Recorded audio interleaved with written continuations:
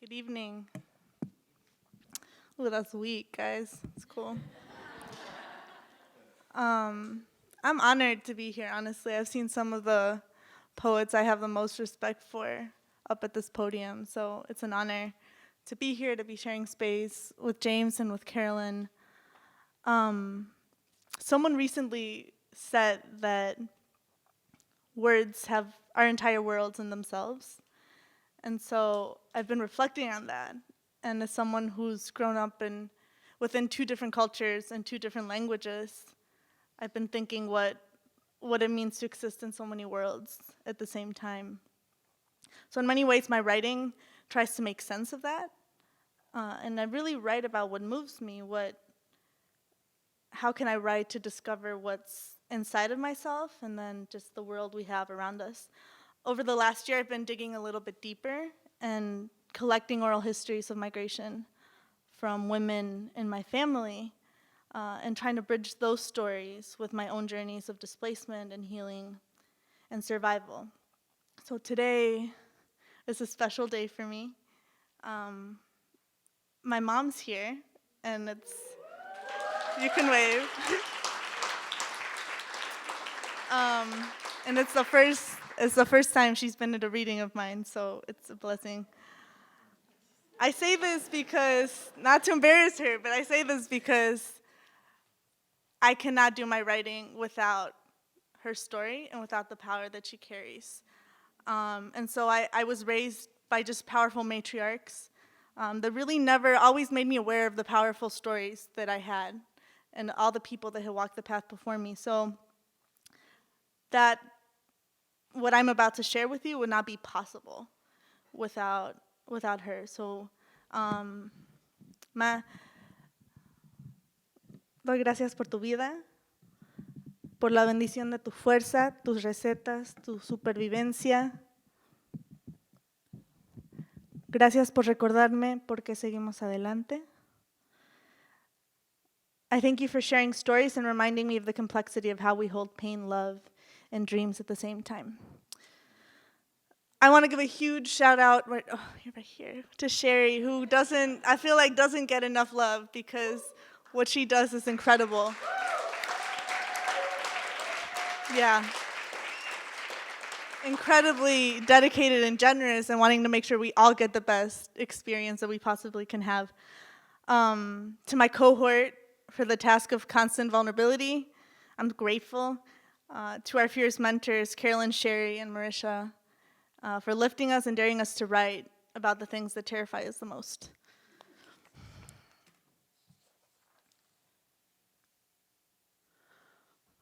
The churros will always remind me of plazas at Christmas and New Year's and screaming children. They'll also remind me of buñuelos. Foot-deep pans fry the dough to golden perfection, and there's comfort to where the cinnamon meets the sugar. At 5, churros are about looming debates to be won, about how much sugar is too much sugar. After I already ate the helado and drank the champurrado, at 15, though, churros feel like stolen promises. The smell that sneaks up on you and summons the novios you thought would buy you churros before they bought you roses. This would be the first kiss. So you feel holes in your stomach for all the first this plaza cannot signify for you. It's not about the fried dough. It's about intoxicating smells. It's about children's feet running around soccer fields together and being chambelanes at their best friend's quinceañeras. And the quinces, they're about big, poofy rainbow dresses spilling out of horse-led carousels of little black, brown, mestiza, white girl dreams. But see, it's not about the dresses. It's about the gasp, the added oxygen that stops you in your tracks, and you think, what color would look best against my skin?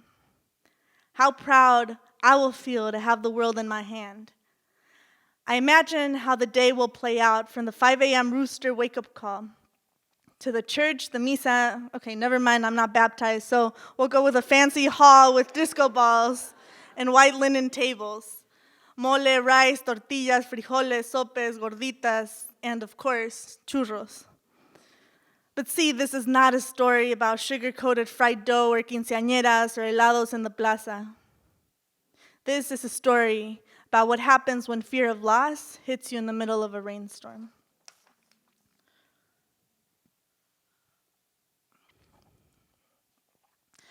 What does El Paso mean to you? Cuando se va la gente de Juárez, deja esqueletos vacíos, preguntas en búsqueda del gran quizás, palabras que se estrellan contra paredes balaceadas. When you leave Juárez, you leave empty skeletons, questions stuck inside bullet-ridden walls. There was a time you crossed into El Paso from Juárez to buy gas and fruit. I remember that, she says. Words sound differently now. See, they still have our land, but we pay them in water. The tears fill altars with cempasúchil that through the years carry the songs of missing flags. How do you remember Juárez? I ask her. Green and safe, she says. White gates, soccer balls on concrete, not as dirty. Alive. I ask her about El Paso. Stories for another time, she says, and you better bring tequila. Today, though, she talks of family, of laughter on the Franklin Mountains, of when she became the jockey on the racehorse in her living room playing tag through the woods in Ruidoso, New Mexico. My mother tells me pain is something you can read in a picture. You can always tell when one eye is sad, and when she talks of nosebleeds with no earth to fall upon, I want to hold her with my words, want my arms to be strong enough to sift through trash bags with children planning their great escape, strong enough to lift away punches nestled into shoulders that have learned to carry themselves like warriors in battle. I want to say it's okay to cry. That loud and ugly cry rocks you choke on cry like babies before they learn to breathe through their nose. I want to be strong enough to open books bound with blood vessels that funnel steel stakes through dreams of whatever the hell you find on the edge of sandboxes and schools that dissect your language like they do your body. She speaks of her Mexico in broken English, not because the rounded vowels weren't forced in her mouth by teachers screaming hatred in their classroom, but that stupid, uninformed kind that, if English was good enough for our Lord, it sure is good enough for those damn Mexicans. Hatred. That kind. She speaks of her Mexico in broken English, which means Spanish most days. It doesn't hurt as much. My mother carries fire in her eyes. I want to know how she held the desert heat before she knew that English will cut your throat, bend your tongue into blades that grind your teeth at night. Some days I search for rivers that can lead the way to the arms that carried me over Pueblo roads and processions for our Santa, held my hand when her tendons would give out and my weight was too much. No me sueltes, decía. Don't you let go. I chase the sound of her lullabies, protest songs reverberating against the sound of cicadas at night. Pero no cambia mi amor por más lejos que me encuentre, ni el recuerdo ni el dolor de mi pueblo y de mi gente. Some days I need that voice that held me firmly through open wounds but said, no te preocupes, que I'll scream with you. There are days we talk of mangoes, mercados with faces loud and brown in every shade, baskets weaving fruit and meat of every variety, and when we talk about what's at the end of the river, we remember that those faces and those smells make up 30% of the holes, 50% on the bad days, and we think how mountains make you breathe different, and somehow her El Paso's nestled in my Veracruz, and we laughed that Midwestern prairies ended up in our origin stories.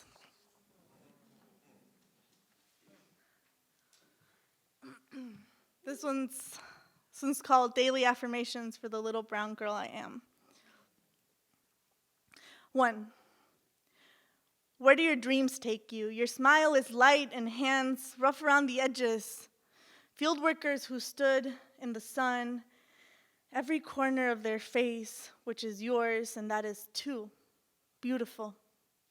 3, close your eyes when you breathe. Remember you're strong, but not a miracle worker. Brujas can only do so much.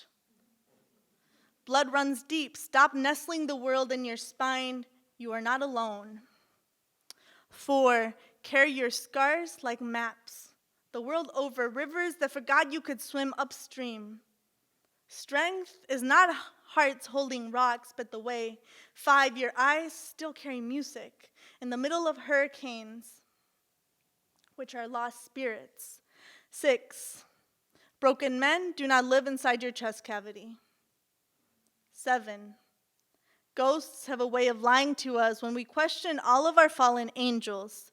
8, do you remember how salt water dries on your skin?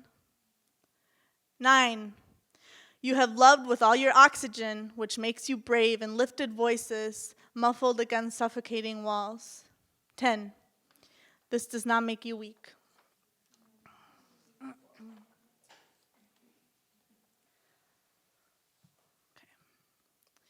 What we are is not verses.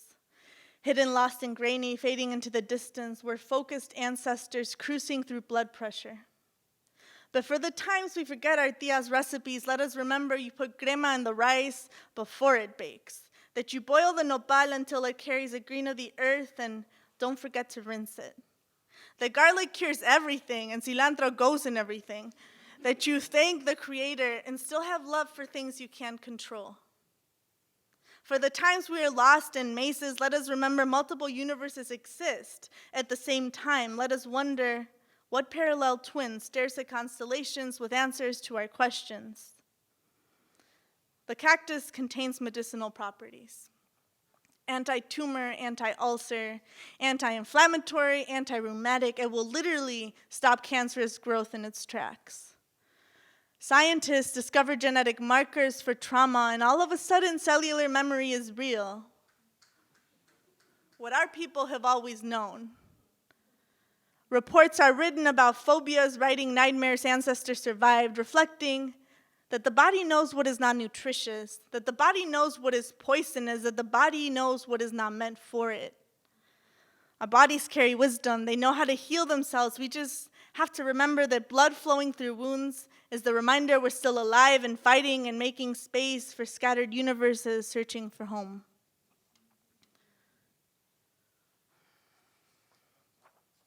Okay, I'm doing one more.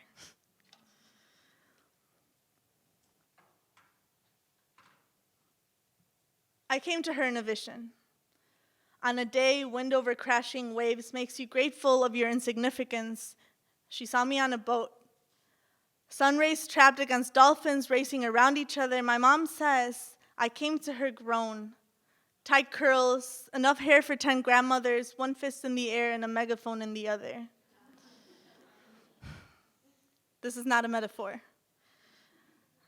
I saw you as you are now, she'll say over huevos tirados and burnt tortillas, hold her hand up as a prayer. See border children. We learn memories will always threaten your carefully choreographed dances through white faces and closed classrooms. No waves of emotions will show up unannounced in homes that don't understand ritual, in a world that only breathes in linear time, sees ghosts in your flesh. You forget how to dream. I began talking to God in a home where music had replaced temple. I watched myself being born on altars, unevenly out of order, had to fall in love with my hands all over again. Wrap my curves in wool to bring a calmness to my air. I had to learn to be gentle and sink through the fight. You can be soft and survive. I came to this world from cantos, wrapped up in mouths, part hummingbird, part snake. Thanks.